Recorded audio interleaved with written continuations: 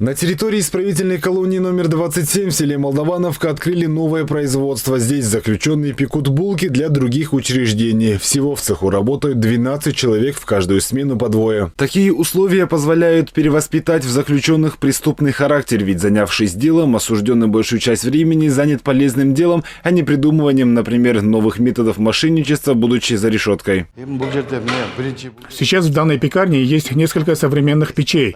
Наши хлебобулочные изделия поставляются не только в другие исправительные колонии. Например, в селе Молдавановка есть новый детский сад. Туда хлеб доставляют тоже отсюда. Только за одну смену здесь производят 1200 килограмм хлеба. Это примерно 2500 булок.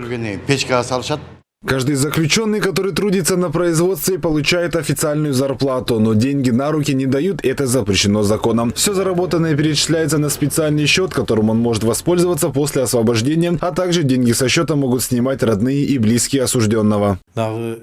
Осужденные, которые трудятся на производстве, получают зарплату в 5000 сомов. Деньги перечисляются на специальный депозит. Для отбывающих наказание граждан это, во-первых, дополнительный заработок. Во-вторых, эта работа в дальнейшем поможет им влиться в социум, будучи уже на свободе. Также занятие чем-либо отвлекает их от побочных конфликтов.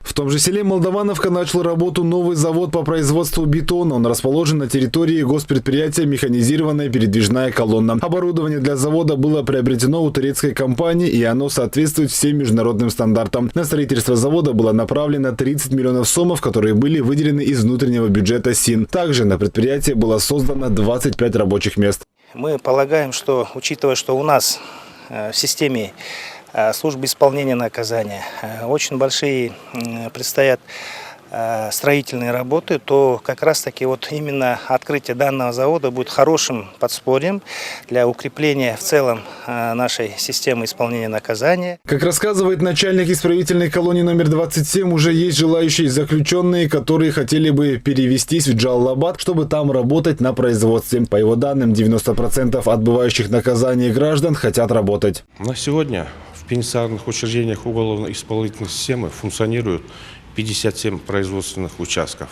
Это в направлении сельского производства, это по выпуску продуктов питания, строительных материалов, бытового назначения, а также оказание услуг.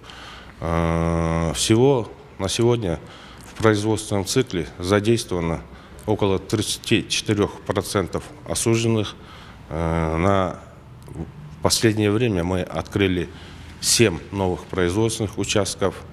Это по тем же направлениям, которые я перечислил, и эти направления мы дальше будем развивать. За последнее время служба исполнения наказания открыла 7 новых производственных участков на территории исправительных колоний. Сейчас СИН планирует закончить капитальную реконструкцию колонии номер 16 в Беловодске, где для заключенных создадут такие же условия, где основной целью станет привлечение осужденных к труду, обучению специальности, которые помогут им после освобождения. Малик Аюпов, Джакшилык Исаков, ЛТР Бишкек.